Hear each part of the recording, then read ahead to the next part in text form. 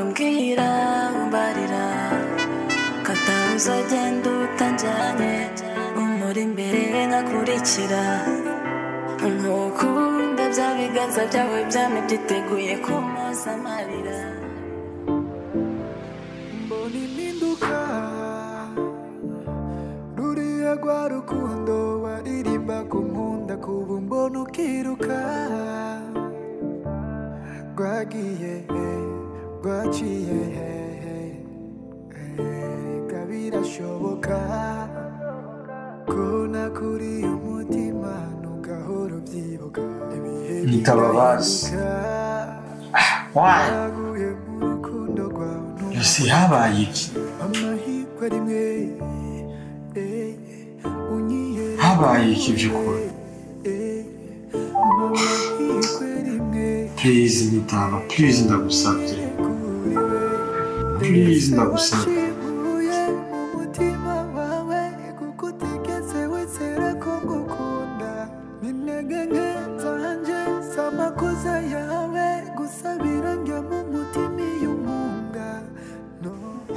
Sim, uko ushaka kumenya umutima bigeze telefone urazimije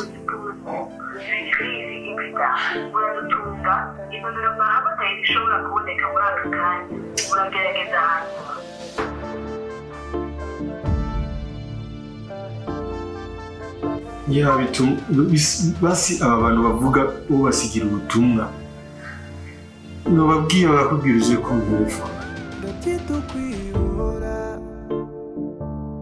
changu kuzino kurukundo mambe sebyo babikugora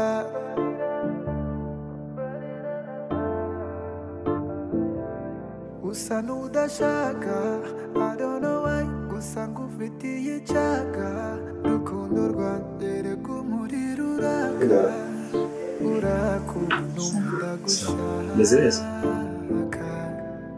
mwaka yashikamisha birashoboka kona kuri umutima ugahora ubyibuka soko begana byishuze James ukavuga gutyo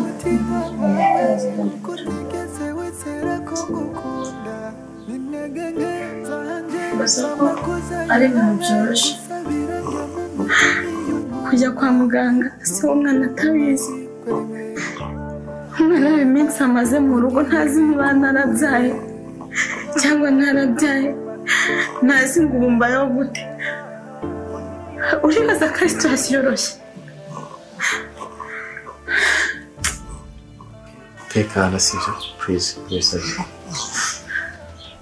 ndarusha basi ikintu kimwe gusaba byaba byiza cyane rwose nibagiye ibyabaye sivyo ukiyumvira kuri kazoza njibarimba gute birashoboka kuko novuga ati ni inyungu hagati yawe n'umwana wawe sivyo kuko umwanya wose uguma wigiriwe kubera ujya mugabo please mwikure mu mutwe icyo nizeye ejo ni heza cyane kurusha ino munsi so ibikorwa tukora ino munsi nibyo bitwubakira akazoza keza so ndagusabye gerageza umwibagize sivyo ndazi ni byinshi umaze guhura nabyo bibi ariko bituma uba umuntu akomeye so ndabisabye rero kandi ntugire ingorane aho atazoba hari nzohamo umwana wawe nzomukunda vuba wanje sizi gukora nawe James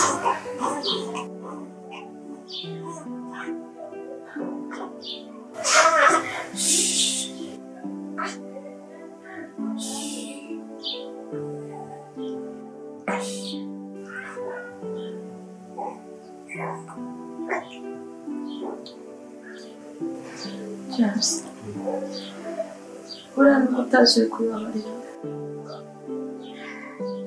ikibondo ntabindi kiri kubabarira gusa ndagushimira muri byose waramfashije cyane kandi ntabwo mwumvise sinzi nta nubwo nimagina uburyo umwanya utaza kuhaba situation nzi ukuntu bimeze Emma Tekana wowe uzi igituma umunsi umbwira ko ushaka kuza ngana byemeye nose nuko mu bwenge bwanjye igihe cyose ikizi bwa mbere ariko umunsi muri byishimo rero genda kubona wigiye nkuko babaye nanjye birambabaza ndabigusabye nkuko ndakwifuriza ibyiza gerageza uhinduke ubwo uva umunsi wa mbere nakubonye imbere mu cy'ubuzima bwanjye nzokora ibishoboka byose nzoguha icyo ukenera icyo cyose mu buzima we n'umwana wawe icyo kimwe ndakwigiriza hama ujya mu wundi wibagirwa aho iwanje ndize neza ko nzoguha umunezero gusa okay James ariko nzakunyibagirwa mfite umwana wiwe amaraso ye ndakoze James umwana nzamurira n'umujyenyine wenyine akeneye se ubwo rero simboneka umwana wazokora zikagenda kuba wiwe ujye nabwo ari umuvyeyi wiwe ari he nije mpari ndagukunda kandi umuntu akunda umuntu amukunda n'utwiwe twose okay byumve uwo mwana wawe ni gwanje sivyo ntacyo azobura mpari I promise you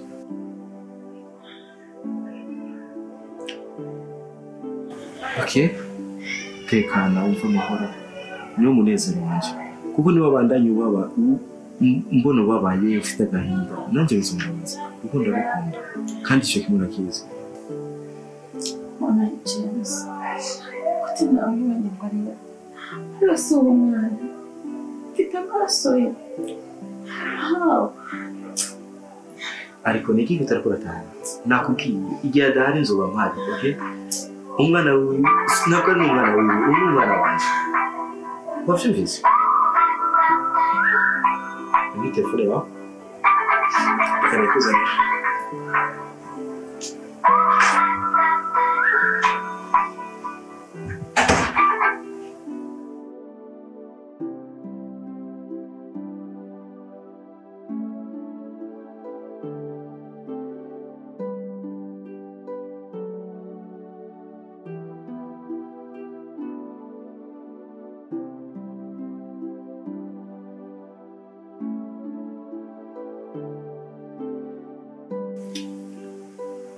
gahungu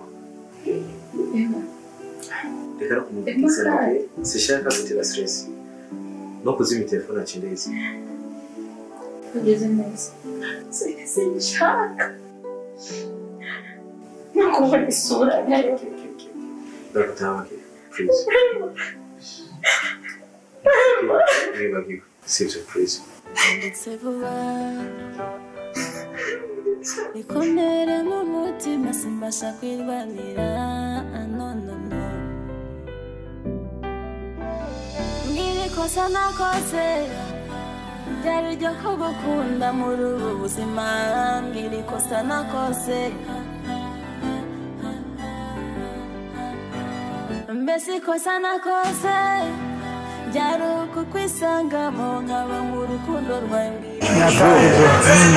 cyatumye ngenda guhamagara ngasikini naguhamagaye kugira gerageze kukubwira ikibazo gihari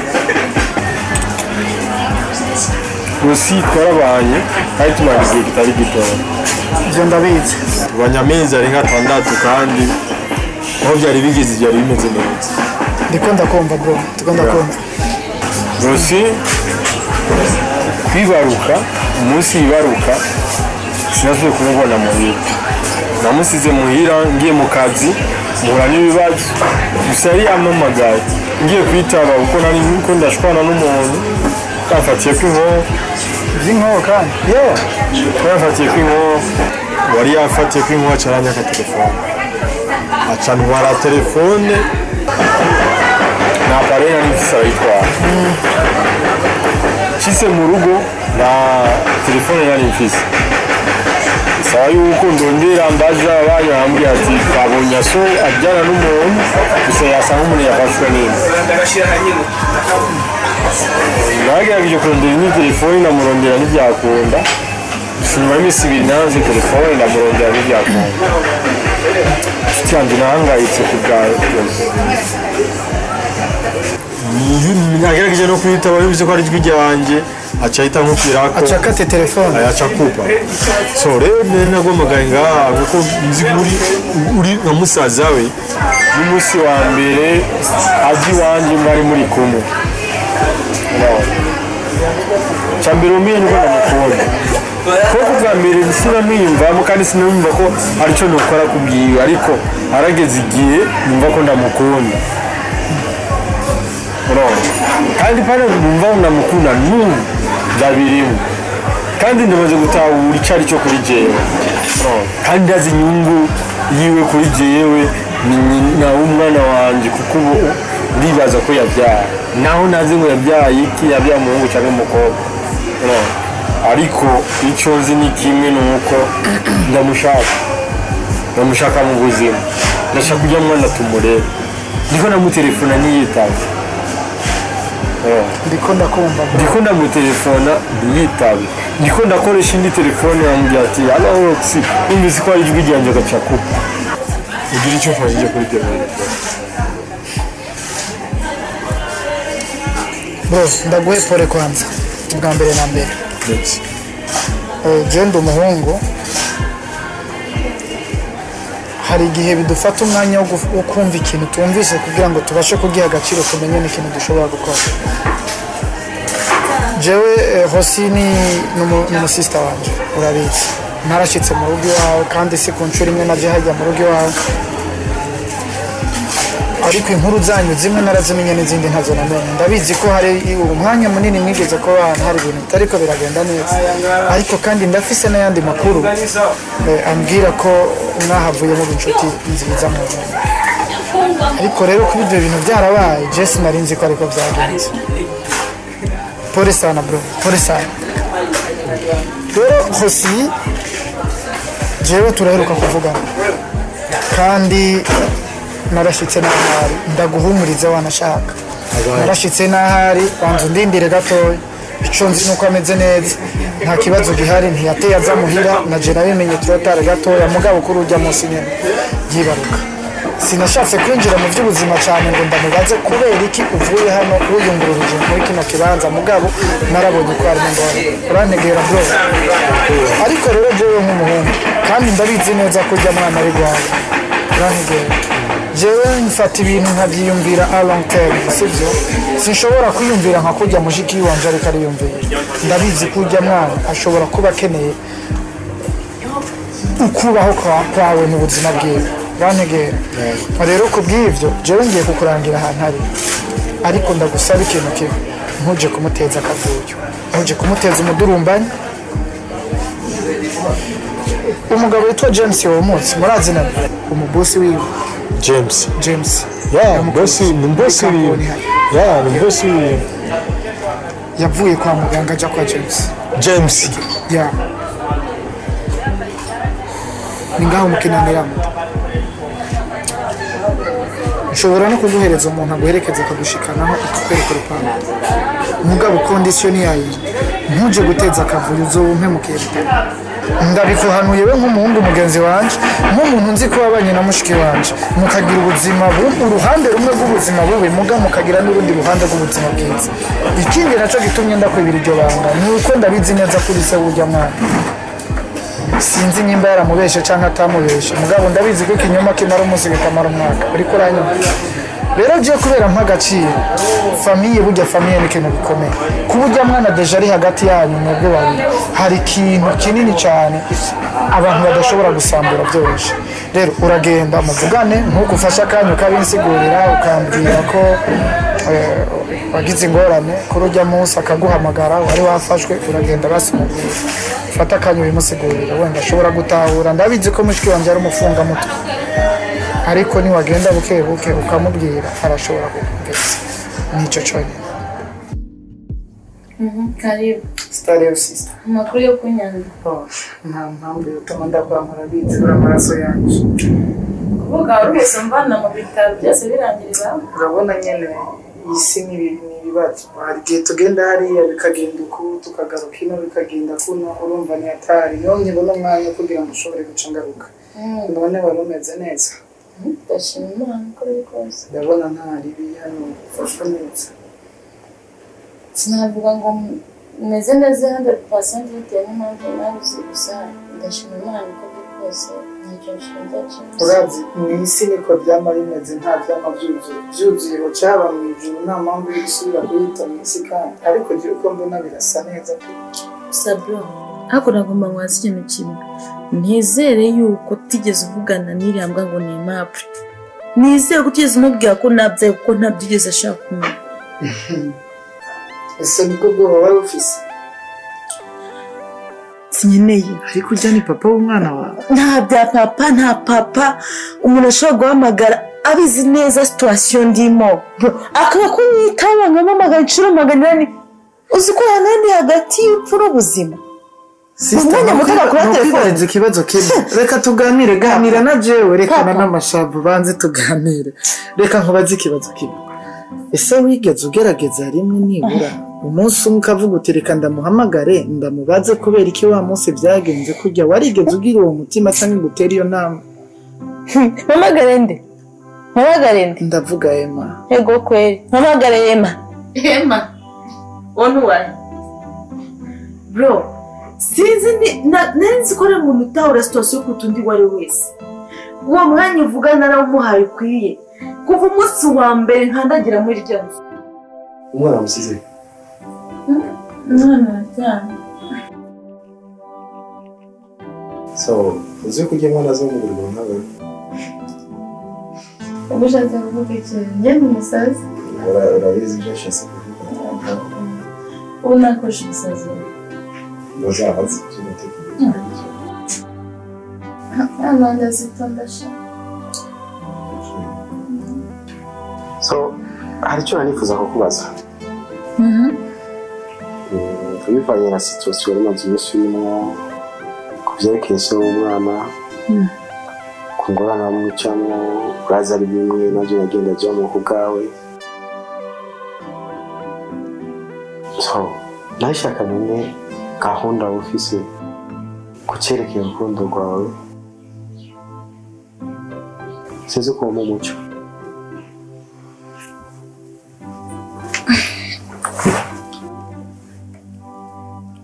James, mbere na mbere manje gusaba imbabazi mbere ko nishije ikibazo cyawe. Ndabizi nabaye umutwaro kuri wowe. Nagushize mu bibazo bitatangije, utiteguriye. Ndatabura ukuntu wiyumva ndabitanga. Kandi warakoze cyane. Ineza wangiriye ntabwo nzayibagirwa. James. Sakurubo. Sinzi byakumbuka amagare gato nashaka ko.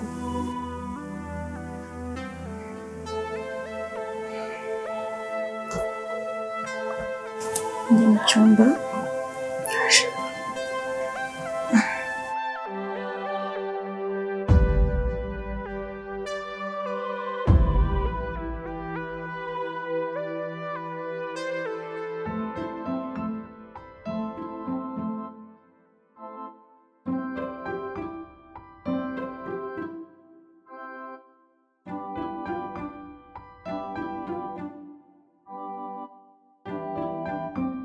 Kubyikuri ntawe nabi kandi ntabwo wigeze umbera umutwaro. Ntabwo niteze kandi kuzombera umutwaro. Kuko baza kujya anashatse kumenya uruhande ruriko. Kari kwa Aimable cyangwa kari wanje. Ariko kubyikuri ni kubera ko sindagukunda. So ntunabure nawe.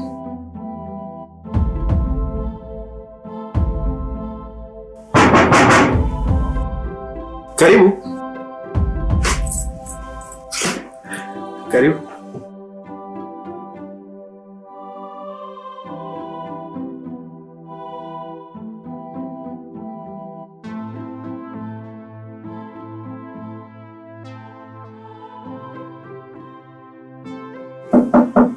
Entre.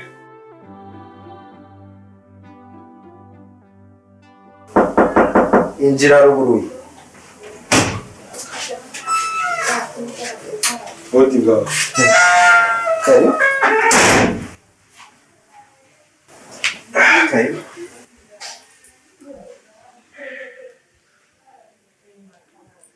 Nakomeye. Yego turashimye nawe umeze neza.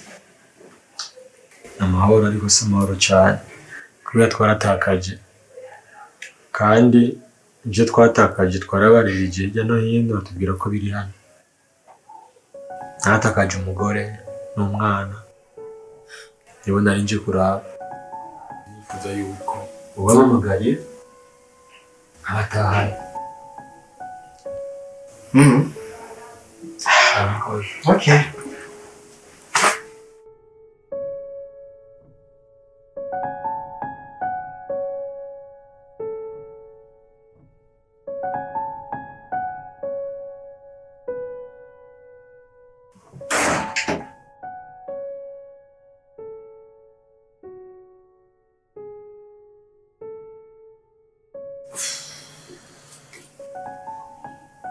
Bom. Abantu bawurondera kuzikurira. Yaje kubabwira ariko kuzikurira baravuze ati nta muntu akoze takara. Bro yahuye n'icyujo. Nje gutora umwana n'umugore wanje. Niba nje gutora kurambwira ngo ivyo mbwiye sinshyo kuvyumva. Ahubwo bahamagare je ngende. Winjiye mu nzu yanjye sinigeze nakugaya. Ndagwa karibu. Sinigeze nakufata nk'icyujo. Ariko iri kuraje biragaragara neza cyane kuri iki cyujo. Gute ushobora kugira umutima ukomeye na mugore wawe? Mwagise ahubwo kuva ko ngiye muri bende yawe sininzu. Aho urumva ko ufise confidence ufise umugore wanje n'amaraso yanjye jewe. Njye mugore wawe. Bro, wa mugore bwe biza kubwira. Mwagise Bro, uko nsuzugura kuri kabiri kanje gatoya. Ari vurugu ngatwo zikora. Umviriza, shaka umwana n'umugore wanje. Kuvyo kuri sinigeze nakugaya. Cyangwa se nakubwiye kuri mutungano uko ngakwera nakugaya. Ahubwo sanze uri muto mu kwenge bwawe. Gute ushobora kwiyumvira ko umuntu akuze ashobora gutakara? Ivyo ntibashobora kuvyumvira. Yambura umugabo nko kubivuga, haguruka uje kubatora. Barahajya mu cyumba. Yamba wiyemera. Ivyo nivyo mbwiye sivyo?